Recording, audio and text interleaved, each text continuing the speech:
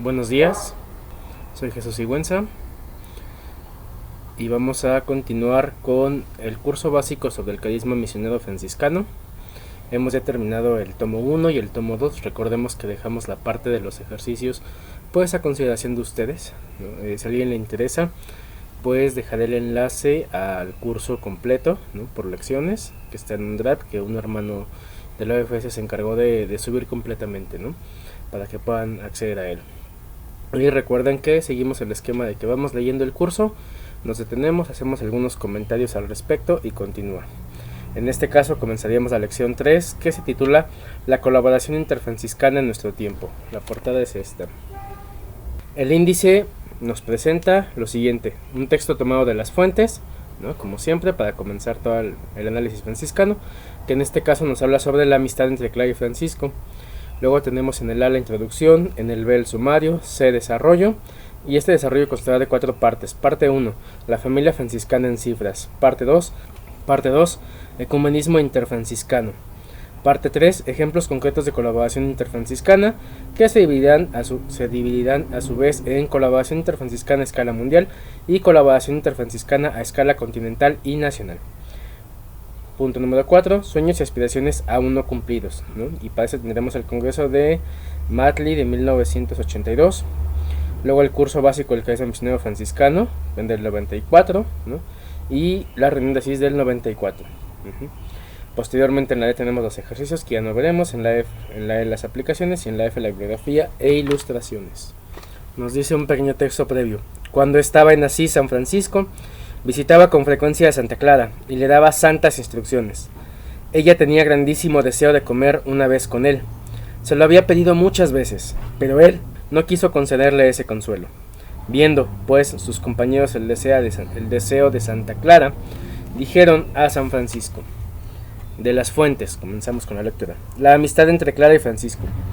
Padre, nos parece que no es conforme a la caridad de Dios esa actitud de no dar gusto a la hermana Clara, una virgen tan santa y amada del Señor, en una cosa tan pequeña como es comer contigo, y más, teniendo en cuenta que por tu predicación abandonó ella las riquezas y las pompas del mundo. Aunque te pidiera otro favor mayor que este, deberías condescender con esa tu plantita espiritual. Entonces, comentó Francisco, ¿les parece que la debo complacer? Sí, padre, le dijeron los compañeros, se merece recibir de ti ese consuelo. Dijo entonces San Francisco, puesto que así les parece a ustedes, también me lo parece a mí. Mas para que les sirva a ella de mayor consuelo, quiero que tengamos esa comida en Santa María de los Ángeles, ya que lleva mucho tiempo encerrada en San Damián. El día convenido salió Santa Clara del monasterio con una compañera, y escoltada por los compañeros de San Francisco, se encaminó a Santa María de los Ángeles, y luego la llevaron a ver el convento hasta que llegó la hora de comer. Entre tanto, San Francisco hizo preparar la mesa sobre el suelo, como él estaba acostumbrado, y llegada la hora de comer, se sentaron a la mesa juntos, San Francisco y Santa Clara. Como primera vianda, San Francisco comenzó a hablar de Dios con tal suavidad, con tal elevación, y tan maravillosamente, que viendo sobre ellos la abundancia de la divina gracia, todos quedaron arrebatados en Dios.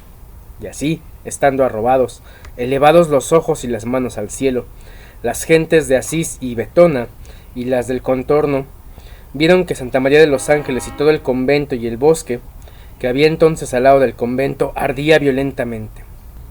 Como si fueran pasto de las llamas, la iglesia, el convento y el bosque al mismo tiempo, por lo que los habitantes de Asís bajaron a correr para apagar el fuego, persuadidos de que todo estaba ardiendo. Al llegar y ver que no había tal fuego, entraron al interior y encontraron a San Francisco con Santa Clara, y con todos los compañeros arrebatados en Dios por la fuerza de la contemplación, sentados en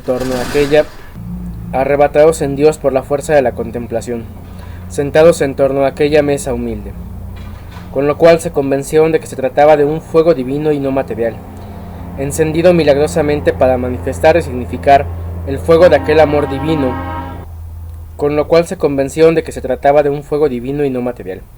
encendido milagrosamente para manifestar y significar el fuego del amor divino, y que se abrazaban las almas de aquellos santos hermanos y de aquellas santas monjas, y se volvieron con el corazón lleno de consuelo y santamente edificado. Fin del texto, confróntese con Florecillas 15. Entonces tenemos una adaptación del texto de Florecillas, ¿no? Recordemos lo que ya se ha dicho previamente. Es un texto tardío que ya corresponde, vamos a decirlo así, al siglo de las luces, ¿no? Ya en esta confrontación que de hecho la iglesia tuvo con el siglo de las luces, con toda la masonería y demás, y en la cual ya no se encontraban como tal, o se encontraban perdidos los textos de Francisco de Clara. Sin embargo, se compusieron las Florecillas, que conservan bastante bien la espiritualidad franciscana. Son una síntesis de espiritualidad franciscana, tornada a modo de cuento, ¿no? Tornada obviamente con estas cuestiones, digamos, más exageradas en tanto al lenguaje, ¿no? Contando con varias metáforas, ¿no? A trabajar para hacer justamente el entendimiento de la espiritualidad franciscana más sencilla. Entonces, de aquí es de donde partimos y continuamos entonces con la introducción. Fraternidad entre nosotros. Esta lección está dedicada al estudio de la familia franciscana, o sea, de la familia religiosa fundada a principios del siglo XIII por Francisco y Clara, unidos por una amistad delicada y profunda. Ambos se sintieron fascinados por el mismo ideal, el reino de Dios. Ambos tuvieron el mismo intenso deseo de vivir el Evangelio de una manera radical para transmitirlo a los demás como una fuerza vivificadora. Y aquí hago una pausa. Es importante esto que menciona, ¿no? Menciona tanto a Francisco como a Clara, porque muchas veces decimos franciscanismo, ¿no? O espiritualidad franciscana, y nos remitimos nada más a lo que dijo, escribió y vivió Francisco, ¿no? Y ni siquiera nos remitimos como tal, como ya lo hemos visto en otros videos, a los problemas que presentan las fuentes, a por quién fue escrito, ¿no? A en qué momento fue relatado, a las diferentes posturas que había que relataban las biografías de Francisco, ¿no? Ahora imagínense, no solamente fue Francisco, no fue Clara, y Clara de por sí puso ya un mayor empeño en aquello en lo que Francisco llegó, digamos, en cuanto a transmisión del ideal, a fallar, ¿no? Al respecto estoy escribiendo un texto que espero tener para principios del próximo año, por si gustan después comprarlo o adquirirlo, pero justamente esta es la cuestión con la espiritualidad franciscana, ¿no? Algunos se ponen por ahí espiritualidad francisclariana, creo que no es necesario, ¿no? Lo franciscano justamente engloba eso, y diría yo, no engloba solamente Francisco de Clara, que serían los fundadores y la base, sino que engloba también todo lo que vino después, ¿no? Todas las vivencias que fueron teniendo los otros hermanos, cómo se fue configurando, cómo se fue adaptando a los diferentes tiempos y a las diferentes situaciones que tuvo en torno a la historia y a la iglesia, ¿no? Todo eso constituye al final de cuentas el franciscanismo. Pero desde este curso es importante volver a resaltar esto. A la par de Francisco tenemos el testimonio y la vida de Clara, ¿no? Y hay que tenerlo presente a la hora de pensar justamente la espiritualidad franciscana. Muchísimos hombres y mujeres de todos los estratos y condiciones sociales pugnaban por unirse a ellos, para seguir el Evangelio en la forma de vida escogida por ambos.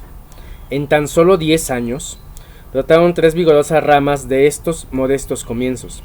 En 1210, la Fraternidad de los Hermanos Menores, correspondiente a la de Francisco. En 1212, la Comunidad de las Hermanas Menores. Y casi simultáneamente, diversos grupos de laicos que en su evolución vendrían a conformar la Orden de la Penitencia, o lo que actualmente es la Orden Franciscana Seglar.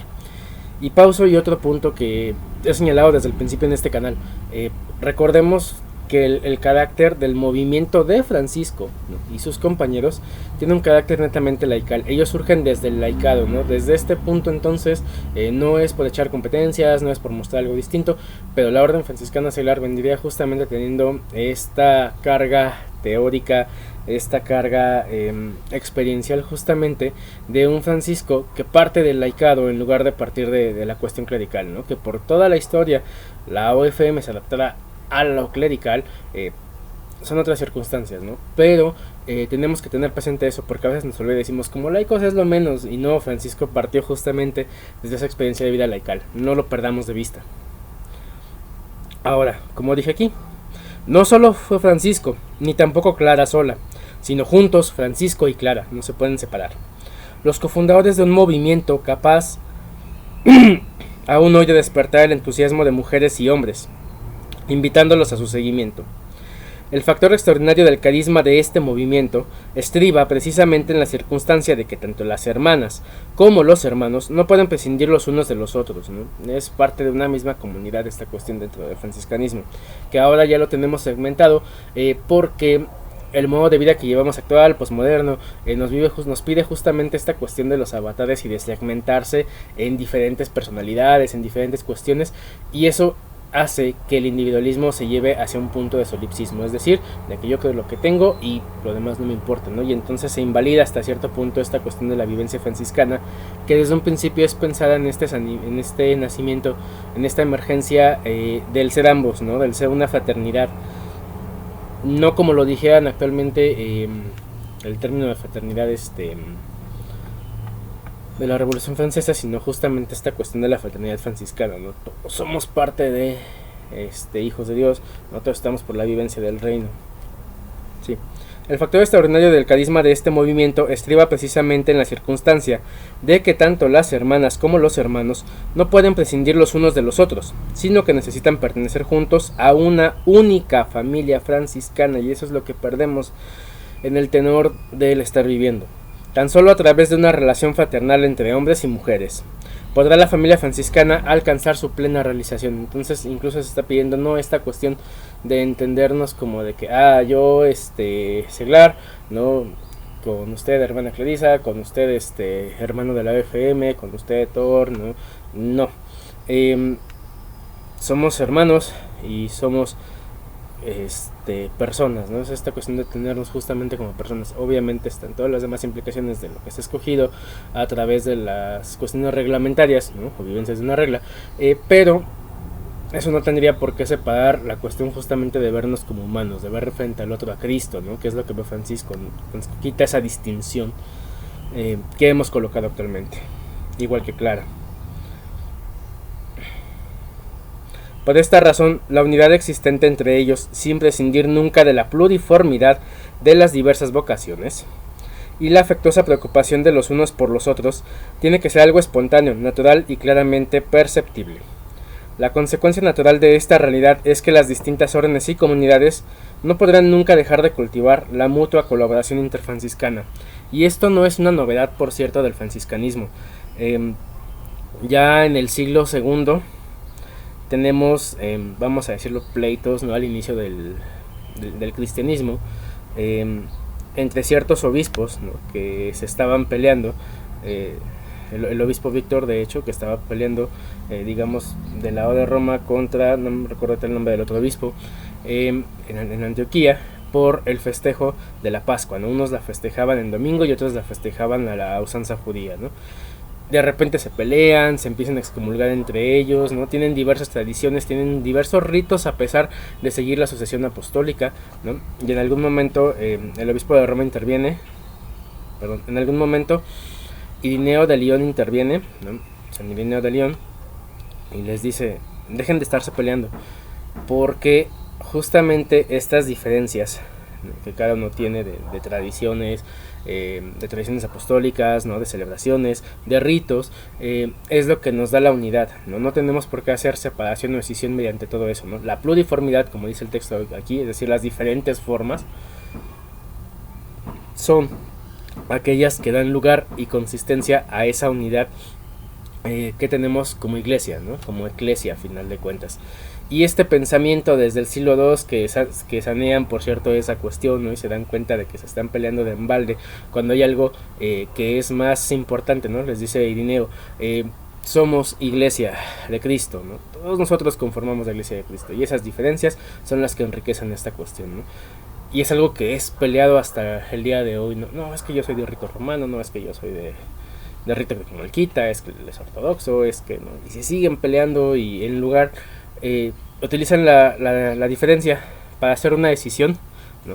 Para ver quién posee la verdad, ¿no? Entre comillas, en lugar de buscar los puntos de unión y poder vivir justamente este proyecto del reino a través de esas mismas cuestiones, ¿no? Y con los franciscanos sucede lo mismo, por vocación, por regla, por historia, estamos llamados a diferentes formas de vida, vamos a decirlo así, más bien diferentes particularidades dentro de la forma de vida, que es la misma, la vivencia del Evangelio, pasar la vida y la vida del Evangelio, y que la base es la misma a final de cuentas dentro de la cuestión franciscana, ¿no? Entonces no perdamos de vista ese punto, que creo que es lo que busca aquí, ¿no? Dice, la mutua colaboración interfranciscana, ¿no? Entre franciscanos, cómo podemos colaborar, cómo podemos contribuir a formar algo más grande en lugar de estarnos separando y haciendo decisiones. Sumario B. Nuevas formas de trabajo conjunto.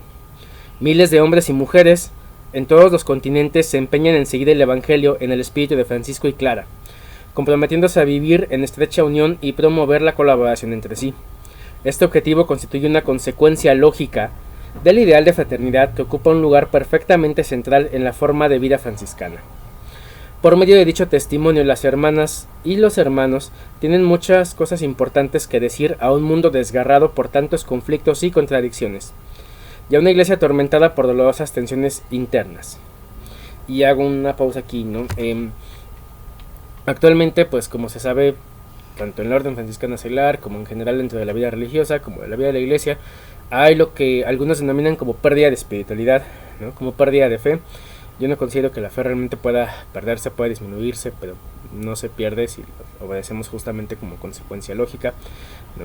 Más bien se va reemplazando, no hay, hablando en esta cuestión desde la filosofía, por ejemplo, hay rupturas y desplazamientos, ¿no? Se rompen ciertos hechos, ciertas formas de vida, se desplazan y hay un pensamiento que viene a configurar nuevamente estas cosas y a configurar otro tipo de valores, que es de hecho lo que pasamos actualmente, ¿no? Buscan, bueno, apenas la semana pasada en la fraternidad en la que me estoy integrando tuvimos visita de animación por parte del ministro, y el ministro justamente estaba diciendo que tenemos ciertas problemáticas, aunque ya no se abordaron, ya no se tomaron, solo se mencionó, ¿no?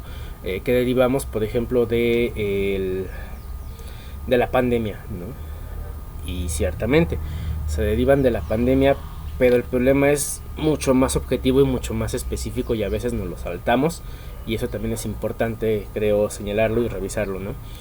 No es echarle la culpa a la pandemia, es una situación que, como mencioné hace rato, ya se viene estableciendo desde decenas de años atrás, ¿no? Que nos ha llevado a un punto de solipsismo, en que cada quien piensa lo que quiere, y que las condiciones que se dieron en la pandemia, ¿no? Que fue esta condición del encierro, de separarte de todos los demás, ¿no? De no atender todo lo demás, y quizás esta parte del esperar estar muriendo, ¿no? Porque pues muchos fallecieron y había gente incluso que a través de esta cuestión de decir, bueno, como nos vamos a morir, pues vénganos el exceso, ¿no? Y al final de cuentas o no se murieron y no se acabó el mundo, vamos a decirlo de esa forma, a pesar de todas las muertes que hubo.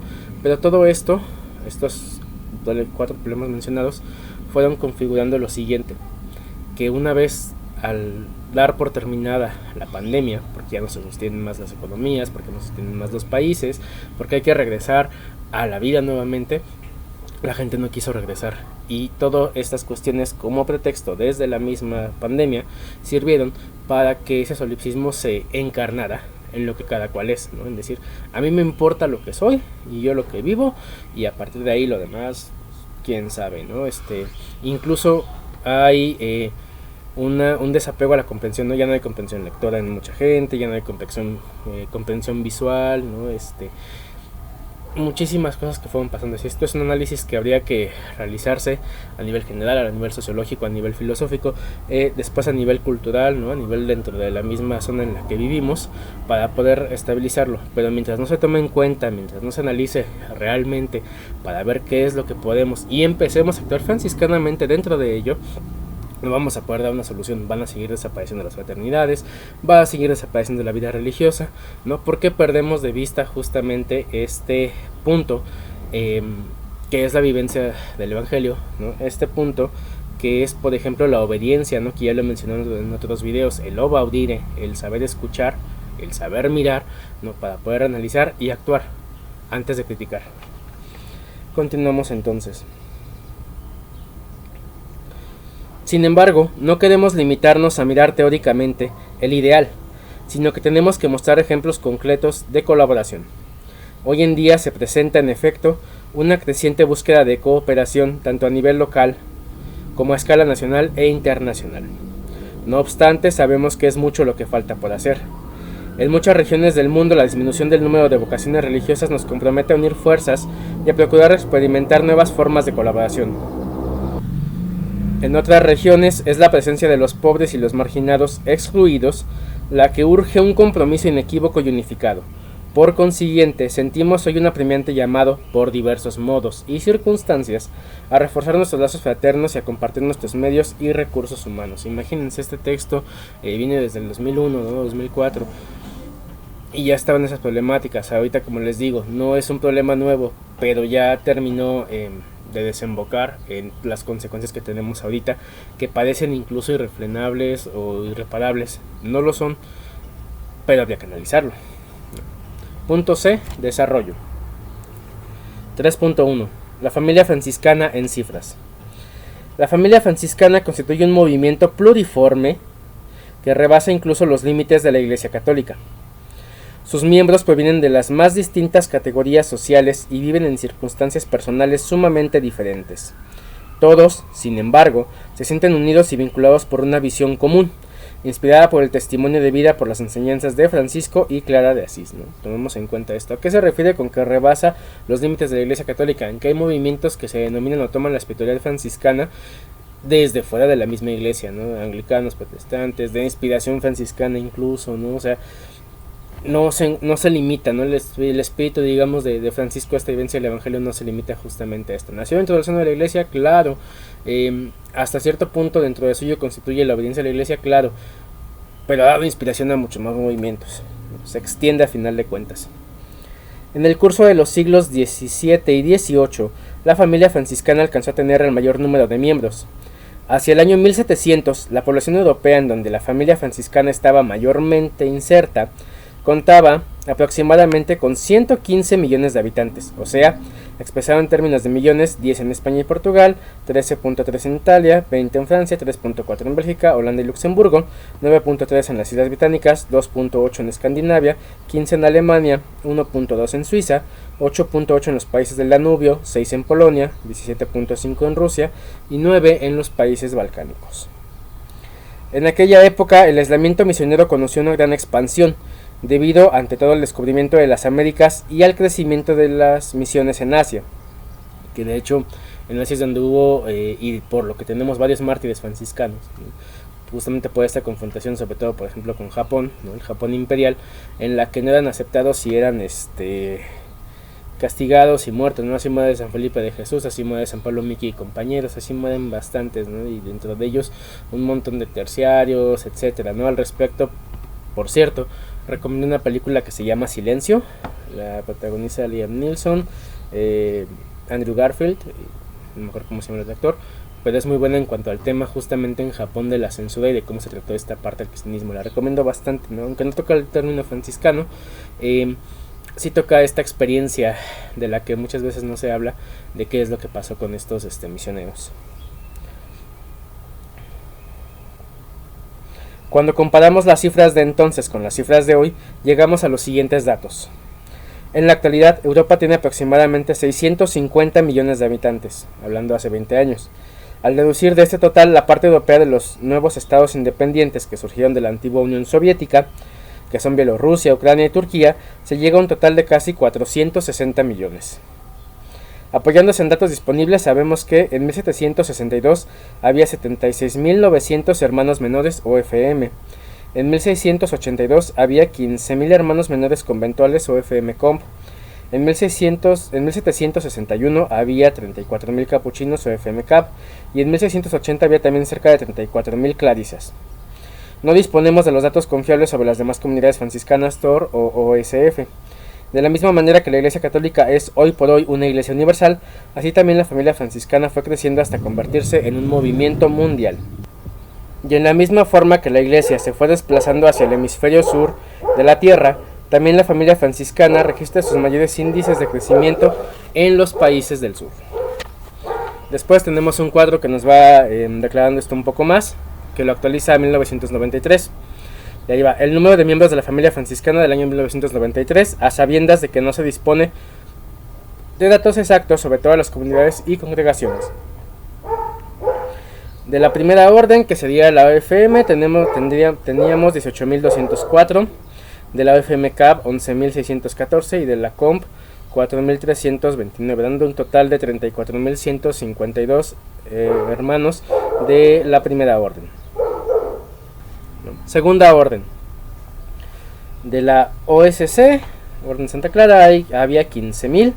De la Orden de Santa Clara Capuchina, 2.784. Y de la CSS, 462. Un total de 18.157 hermanas de la Segunda Orden para 1993. De la Tercera Orden regular, tanto la TOR como la OSF, de la TOR había 850 hermanos. De TOR OSF, con 21 congregaciones con cerca de 2.800 miembros de hermanos, y de hermanas TOR OSF 3.057 congregaciones con cerca de 120.000 miembros, un total aproximado de 123.650 miembros, ¿no? Solamente de la TOR. Y de la Tercera Orden Secular, OFS, Orden Franciscana Secular, había cerca de 1 millón de juventud franciscana y entre 6.000 y 7.000 miembros, ¿no? Digamos ya profesos, ¿no? De la orden, teniendo en total cerca de 1.007.000 miembros, ¿no? Ahora bien, esto es dentro de la Iglesia Católica, y lo que mencionábamos, aparte de esta familia franciscana que pertenece a la Iglesia Católica, hay franciscanos y franciscanas pertenecientes a otras denominaciones cristianas. Tenemos la familia franciscana anglicana de la primera orden, en aquel tiempo 200 hombres, de la segunda orden 30 mujeres y 20 clarisas, de la tercera orden secular 3.000 miembros, de la tercera orden evangélica no se disponen datos exactos. También franciscanos y franciscanas en institutos seculares, por ejemplo, Misioneras de Cristo Rey, fundadas por el padre Agustín Gemelli en 25 países, Compañeros de San Francisco, que no se tienen datos exactos, Pequeña Fraternidad Franciscana, que tampoco se tienen datos, y además incontables personas en todo el mundo, cristianos y no cristianos, que se empeñan en seguir los valores de San Francisco y Santa Clara de Asís. Con eso tenemos pues ya un panorama bastante amplio. Estamos hablando de 1993, habría que actualizar las cuentas a la actualidad, ¿no?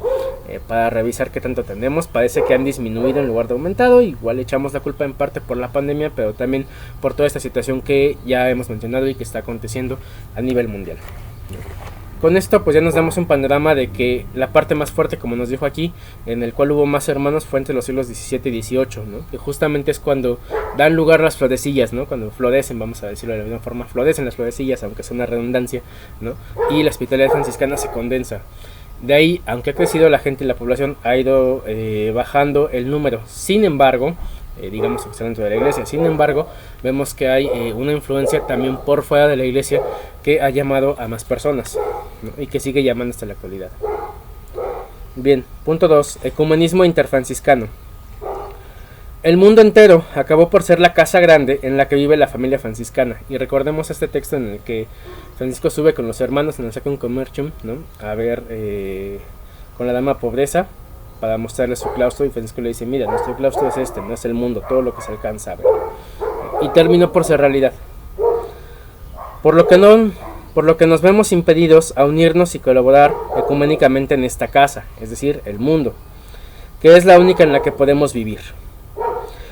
Así hemos actualizado las palabras de Francisco a la actualidad. La convicción de que la renovación franciscana solo será posible en que el momento en el que todos nos decidamos a colaborar juntos ha terminado imponiéndose como una exigencia fundamental en los documentos postconciliares de la orden, puesto que todos ellos insisten permanentemente en que nuestra forma de vida tiene que ser fraterna, ¿no? Entonces, a partir de los documentos que vienen posteriores al Concilio Vaticano II, se insiste necesariamente en esta cuestión hasta la fecha. En el capítulo general de Medellín de 1971, la fraternidad es invocada como impronta de nuestra identidad y credibilidad franciscanas. Abrimos cita. Creemos sinceramente que esta forma de vida fraterna, en la imitación de Cristo y de San Francisco, puede ofrecer hoy un inestimable servicio a la humanidad. Por medio de nuestra fraternidad pretendemos atender a las necesidades de hoy. Fin de cita. Esto es de Medellín, OFM 1971, número 10. Entonces, es la vuelta a la fraternidad, pero a reconstruir justamente esta cuestión de la fraternidad, no solamente en la parroquia, en el lugar donde nos encontremos, sino, como lo señala, por ejemplo, la regla de la Orden Franciscana Seglar, ¿no? La vocación del seglar es en todos lados, ¿no? En el trabajo, en la familia, en el lugar donde estés eres franciscano, y aplica lo mismo para las dos órdenes. En el lugar donde estés eres franciscano, no lo eres solamente en tu capilla, estás encerrado, ¿no? En tu convento, en tu clausura, no, lo somos en todos lados, ¿no? Es asumir justamente una forma de vida y la fraternidad es la única que va a poder reintegrar este tipo de cuestiones de esa forma de vida. Y entonces podemos comparar con el relato que leímos de las fuentes de Francisco y Clara, ¿no? Francisco decía, no, yo solamente vengo a ver a Clara, le doy directrices sobre lo que va haciendo falta, esto, lo otro, aquello, pero surge la necesidad de ese compartir, de ese comer juntos, ¿no? Y en ese comer juntos que empiezan al final de cuentas a consumir la palabra de Dios, como dice el relato ahí, no solamente la comida, arden en el punto de volverse a configurar, ¿no? De reconfigurar justamente esta cuestión de la vivencia franciscana, ¿no? No hay más que la convivencia para lo que da lugar, ¿no? Aunque haya bastantes directrices, y es justamente por lo que también peleó Santa Clara durante toda su vida, ¿no? El privilegio de la pobreza, pero no porque fuera solamente una cuestión teórica, como después vendría a tomarse en la altísima pobreza, ¿no? Que surge a partir, digamos, por cierto, de ese término que genera Clara, sino que se va dando a través de esa vida y de que no se separen de esa vida, ¿no? Y Clara lo que hacía era defender justamente esa forma de vida ante todas las exigencias que el papado y demás estaba intentando integrar y limitar, porque pues como unas mujeres iban a vivir así. Pero ese es texto de otro tema. Bien, regresando al documento de Medellín, en el mismo se pueden enumerar en detalle las formas en que nuestra fraternidad puede contribuir. Primero, a promover el bien y la alegría de los hermanos, número 11, ¿no? Y aquí habría que revisar también, porque a veces, y más actualmente, se toma de forma muy superflua, ¿no? Creemos que la alegría es estar todo el tiempo así, ¿no? Con una sonrisota, y qué bonito y todo, y aquí y allá. Pero la alegría no se manifiesta solamente en estar todo el tiempo sonriendo, todo el tiempo abrazando, ¿no? La alegría implica también esta parte de aprender, volvemos a la observancia, ¿no? Observar, a la obediencia y a compartir, ¿no?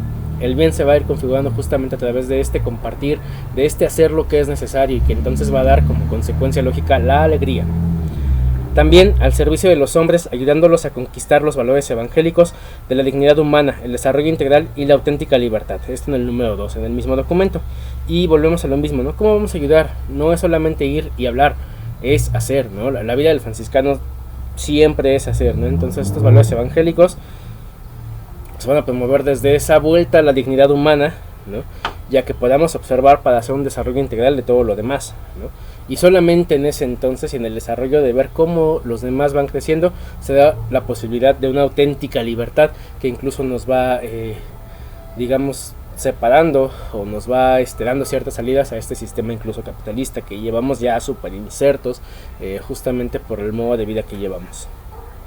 También a la imperiosa obligación de hacernos prójimos de todo y de cualquier hombre, sin discriminación alguna. Cuando éste se nos acerca, debemos servirle diligentemente. Esto en el número 13. Y esto también hay que ponerlo súper necesario, súper señalado, ¿no? Y no a tela de juicio, sino que vuelvo a lo mismo, es el actuar, es el escuchar. Porque muchas veces nos quedamos ahí, es que ya viste esa persona que entró al templo, limitamos todo al templo, ¿no? O a la acción a la que vamos juntos como fraternidad o como grupito, ¿no? Ah, ya viste esa persona que está tatuada, ay, esa muchacha trae un escote, ay, esta persona trae esto, ay, este está tatuado, ay, habla bien así, ¿no? O sea, y vamos estigmatizando, ¿no? Vamos creando pequeños estigmas sobre las personas para excluirlos, en lugar de justamente como hacía Francisco en esta cuestión de Francisco y el Sultán, por ejemplo, de llegar, escuchar y hacer, ¿no? Necesitamos aprender a escuchar y aprender a ver para saber qué necesidades son las que implican que sirvamos antes de abrir la boca y hablar.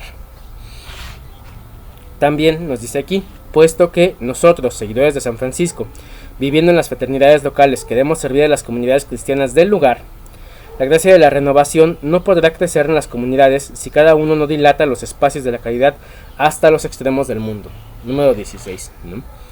Entonces, sí, vivimos en fraternidades locales y es nuestro punto de reunión, debería de ser nuestro punto de reunión para hacer análisis de la realidad, para compartir las experiencias que tuvimos de fuera, tanto personalmente como fraternalmente, y de ahí volver a partir. Pero no podemos encerrarnos solamente ahí, necesitamos partir, ¿no? La renovación solo es posible, dice aquí, en las comunidades si éstas se extienden, ¿no? Es decir, si volvemos a retomar esa vocación que implica que estemos en todos lados, ¿no? Que implica que lo seamos en todos los lugares y que dilatemos justamente esa vivencia. No es me salgo de mi fraternidad y voy a fundar otras. Podría ser, pero no es precisamente eso lo que está diciendo, ¿no? Se está refiriendo a que expandamos justamente esta vivencia del reino de forma integral, como ya se mencionó. Bien. Asimismo, el documento de las misiones de los capuchinos, Mati, de 1978, reconoce una decisiva importancia al testimonio de la fraternidad.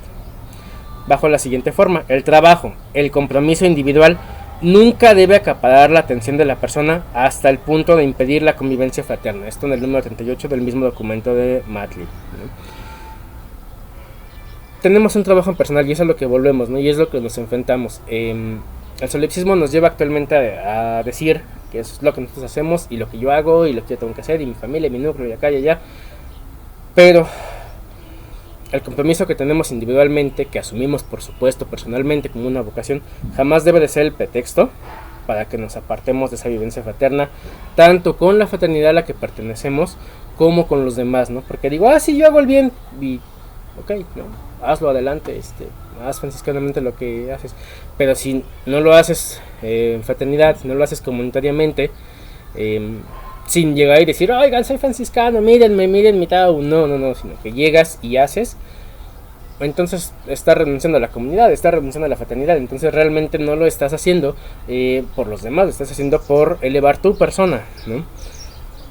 Y en ese sentido, pues se impide la convivencia fraterna y se malogra.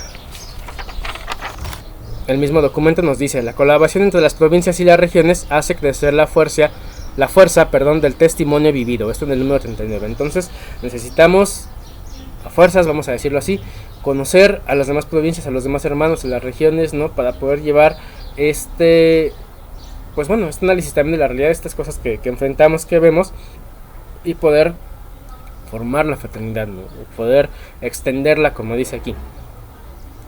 Siguiente punto: puesto que tenemos en gran estima los carismas de tantos hermanos y hermanas y los empleamos en beneficio del servicio espiritual recíproco, de esta forma estaremos contribuyendo al crecimiento de una comunidad de fe y de amor que se distingue por su fuerza evangelizadora. Este fue el anhelo de San Francisco y esto es lo que los hombres de nuestra época esperan de nosotros. Fin de cita, esto es en el número 40, ¿no? Entonces, si realmente tenemos ese carisma, ¿no? Esa estima por todos los hermanos, por todo lo que hemos visto, ¿no? Por espiritualmente retroalimentarnos, ¿no? Necesitamos entonces dar pie a esa comunidad de fe que va creciendo, ¿no? Hay un libro precioso de Morris West, ¿no? Se llama Los bufones de Dios, lo recomiendo bastante, seguramente está en internet y si no ya no es tan caro de conseguir. Y en él es una novela a final de cuentas, ¿no? Pero se plantea este mundo casi apocalíptico, ¿no? Están a las vísperas de la guerra nuclear, ¿no? Todo el mundo se está separando, pero también viene la segunda venida del Señor y empiezan a formarse pequeñas comunidades en diferentes lugares del mundo que vuelven a hacer este crecimiento justamente fraterno, ¿no? Ante la guerra que amenaza y esa situación de sabernos que ya vamos a desaparecer y que vamos a acabarnos porque ya está la guerra inminente, ya está declarado el día, ¿no? Vuelve esta reorganización en pequeñas comunidades, que es lo que permite que se vayan acrecentando, y esta comunión entre ambas que se van conectando unas con otras, ¿no? Para poder dar lugar a esta vivencia del Evangelio. Pues bueno, a manera de esa novela, como medio de ejemplo, es parte de esto, ¿no? Y también sería una cuestión a poner de frente, ¿no? Por principio lógico, una comunidad tiene que ser pequeña, ¿no? Una comunidad, para poder funcionar como tal, en todos se conocen, en todos saben y todos participan comunitariamente, necesita ser pequeña. En el momento que las comunidades se van expandiendo, en el momento que llegan a tener una sobrepoblación, esto es sociología, se va deshaciendo esa parte de el poder hacer, ¿no? Ante esta cuestión y metiéndolo, digamos, a colación con el pensamiento franciscano, hay ciertos teóricos de filosofía política como Michael Hart y Tony Negri que desarrollan algo que se llama el pensamiento de red de enjambre, ¿no? ¿Qué implica el pensamiento de red de enjambre? Implica que pones tu trabajo en común con los demás conforme se van necesitando, ¿no? Las abejas trabajan justamente en enjambre, ¿no? Todas juntas. Entonces llegas y pones lo que tienes en un lugar, ¿no? Y haces. Pero una vez que ya el ideal se ve superado o se ve acrecentado, ya no tienes más que hacer ahí, vas a otro lado y haces, y vas haciendo y vas formando estas redes de trabajo, ¿no? Entre unos y otros en diferentes puntos. Ok, esto no es netamente franciscano, pero nos podría servir para entender justamente esta forma de que se puede poner a trabajar, ¿no? Y que justamente a veces falla mucho porque, por ejemplo, puedes ir y poner lo que haces a un lugar, ¿no? Pero de repente no va a faltar quien empiece a criticar de, no, es que, ¿por qué aquí si aquí no es tu fraternidad? ¿Por qué aquí si esto no? ¿Por qué si vienes, parece que vienes a formar otra fraternidad, vas a hacer otras cosas? Cuando a lo mejor ni siquiera vas a formar otra fraternidad, sino a poner lo que tienes en común en uno o en otro lugar para que esto se pueda realzar, ¿no? Y ese es el punto, empezar a desapegarse de esa visión del yo-yo, ¿no? Del solamente estoy yo, ¿no? Solamente de esta forma de volver a ser comunidad, ¿no? De volver a tener estos puntos en particular de organización, es como se puede propiciar esta comunidad de fe y de amor y que crezca, ¿no? Y que se distingue justamente por esa fuerza evangelizadora, no de hablar y de decir, sino de vivir y de actuar en el evangelio, ¿no? Y eso es lo que se espera justamente de nosotros, ¿no? Ya lo hemos dicho antes, con la vivencia y la fuerza del signo, ¿no? Tenemos el signo de los estigmas de Francisco, y es un signo que habla por sí solo, pero que habla también por quien lo porta, ¿no? Entonces la gente ve y cuando uno lo señala, lo viste, lo lleva, espera, ¿no? ¿Qué es lo que espera? Esta vivencia, no espera que lo critiques, no espera que le avientes un sermón, no espera que le digas que está bien o está mal, espera ese acercamiento evangélico, ¿no? Como muchas veces tenía a la vista de Francisco, de Clara, de sus primeros hermanos, ¿no? Y eso es donde está nuestra misión entonces, ¿no? Continuamos. El documento del Consejo Plenario de los Hermanos Menores, El Evangelio nos desafía, que salió en Salvador Bahía en julio de 1983, consagra 2 capítulos completos a esta cuestión. La solidaridad, la fraternidad, la colaboración y la unión entre las distintas ramas de la familia franciscana de la primera, segunda y tercera orden constituyen los medios esenciales y más importantes de nuestra misión. Tenemos que unificarnos otra vez, ¿no? Y nos dice la siguiente cita, abro cita. Al ver la gente a los hermanos, los describían como hombres de Dios, de honesta presencia, rostro sonriente, respeto mutuo, cortesía y amor. Esto a confrontarse con la primera de Celano 38 y el anónimo de Perusa 25. Su misma vida constituía un testimonio del Evangelio. Ellos no solo creían y pregonaban, sino, cosa que es tanto más importante, tanto en sus vidas como en la comunión con el pueblo, experimentaban los valores del Evangelio de Jesucristo. Si hoy efectivamente queremos proclamar la buena noticia, el mundo tendrá primero que descubrir en nosotros aquellos mismos valores que resplandecían en la vida de los hermanos, de los primeros hermanos franciscanos, ¿no? Fin de cita, este es del Bahía número 22. Y justamente esa es la cuestión, ¿no? Y es lo que vengo señalando en todos estos videos hasta ahorita. El retorno a las fuentes, que también lo decía por cierto, así a mención el ministro esta vez que vino a esta fraternidad, el ministro general, y que no lo especificó al menos así, el retorno a las fuentes implica eso, no es solamente empaparte de leer, de saber, de tener toda la teoría, ¿no? La teoría, al final de cuentas, nos tiene que servir, y esta es una práctica filosófica, para el análisis y la vida, para el análisis dentro de la vida y de la vida misma, ¿no? ¿Cómo podemos confrontar la vida? ¿Cómo podemos llevar la vida? Vamos conociendo, pero ese conocimiento implica intimar, ¿no? O sea, es decir, implica hacerlo íntimo, implica hacerlo práctica con el mundo, con todo lo demás. Entonces necesitamos necesariamente el actuar, ¿no? Y no solamente un actuar de decir, yo no sé más y se acabó, no, ese actuar nos implica específicamente una formación. Tenemos que seguirnos formando, pero es una formación que se va a retroalimentar de la actuación, ¿no? Es como lo he mencionado también, la oración del Cristo de San Damián, ¿no? Es una oración que está pidiendo, está exigiendo, ¿no? Que se iluminen las tinieblas del corazón, ¿no? Pero entonces reconoce también ese estado en el que nunca estamos en la certeza, ¿no? En el que siempre estamos en las dudas, en lo que estamos haciendo, pero estamos haciendo, ¿no?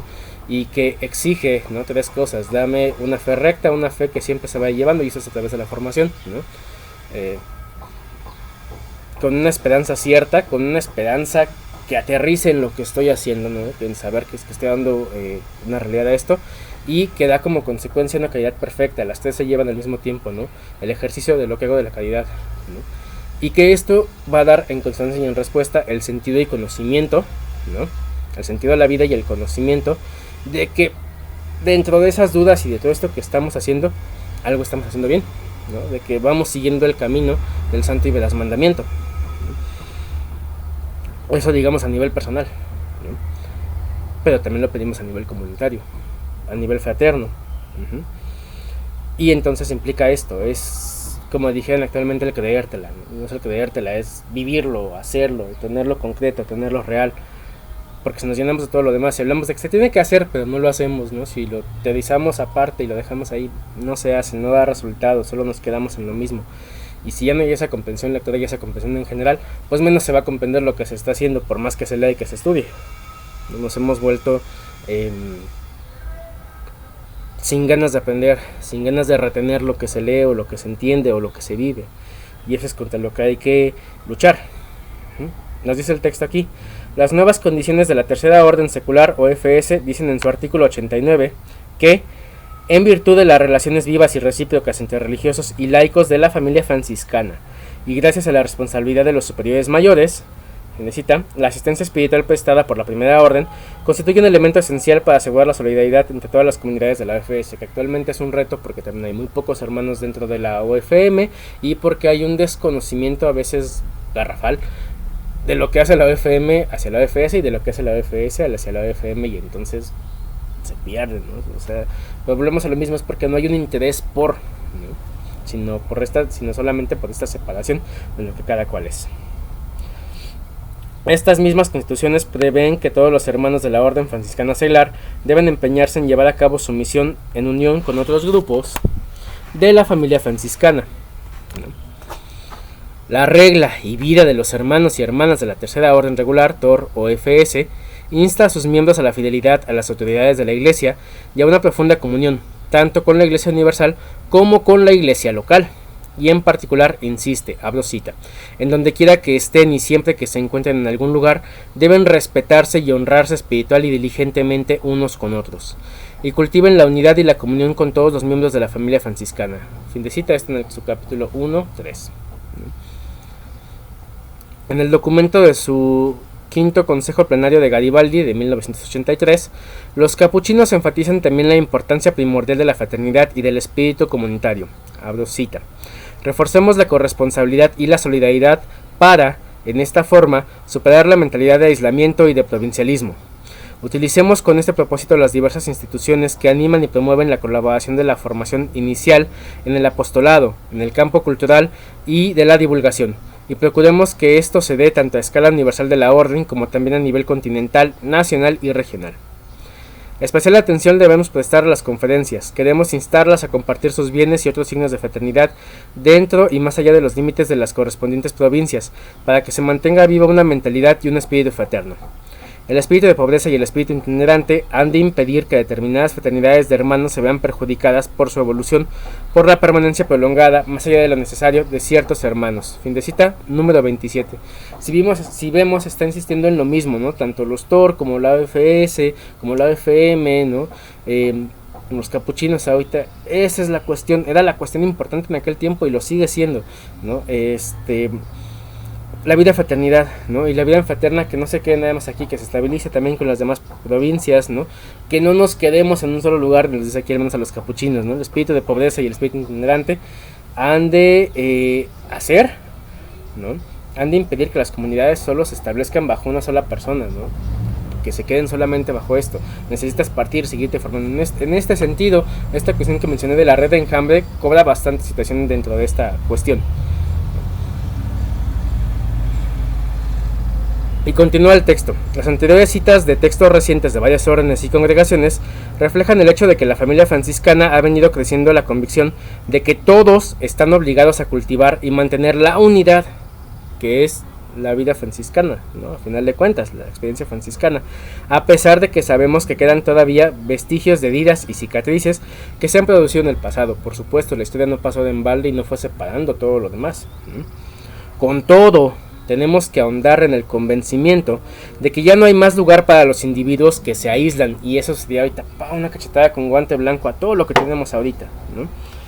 Así como tampoco para aquellos individuos que quieren aprovecharse de ciertas circunstancias en su propio beneficio. No puedes quedarte en un solo lugar y pedir, ¿no? A costa de las comunidades.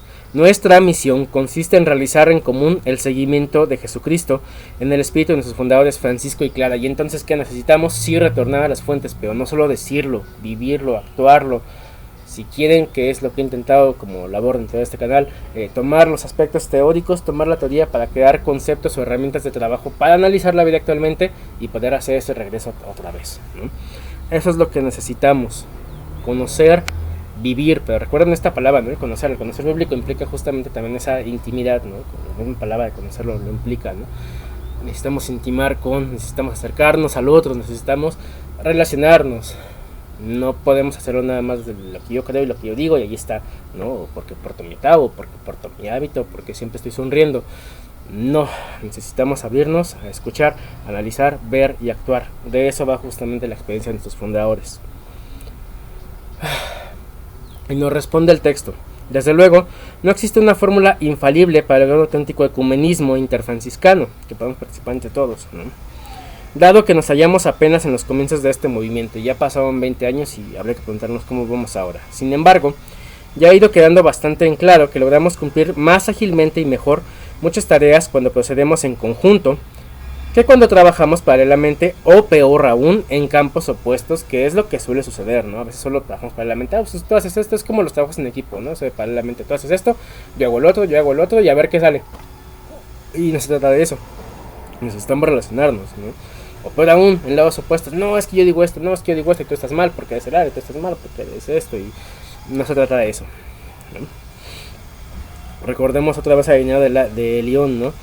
En esta diversidad que tenemos justamente es donde está nuestra unidad, es donde está la riqueza de la iglesia y en este caso donde está la riqueza también del mismo franciscanismo, ¿no? No todos hacemos lo mismo, pero sí estamos llamados a hacer lo mismo. Y todo esto se hace posible y viable sin necesidad ninguna de abandonar las propias tradiciones y carismas, lo que equivale a decir manteniendo la unidad en la pluriformidad. No vas a ir y criticarle a un franciscano anglicano o alguien que diga yo no soy ni cristiano, pero que ibas a ser franciscano para decir, no, tú estás equivocado, ¿no? Tú no estás haciendo bien las cosas, porque tú no profesaste, porque no. Ahora vamos a ver, vamos a observar, ¿no? Como es el método latinoamericano, ver, juzgar y actuar. Vamos a ver cómo podemos ayudar, vamos a ver si podemos ayudar, hacemos, actuamos, y después si queremos y si se da, evaluamos y celebramos, ¿no? Necesitamos aprender a escuchar, abrirnos a esa escucha y a esos valores justamente franciscanos. Tan solo de esta forma, toda riqueza del espíritu franciscano podrá manifestarse y hacerse visible y fecunda para el pueblo de Dios. Entonces, solamente separando estas cuestiones de solipsismo que ya mencionamos, de individualidad, es como vamos a, incluso de egoísmo o apego a ciertas tradiciones, ciertas cosas, es como vamos a poder hacer visible, ya no lo dejo aquí claramente, ¿no? Esta vivencia que se necesita, esta vivencia fraterna del reino.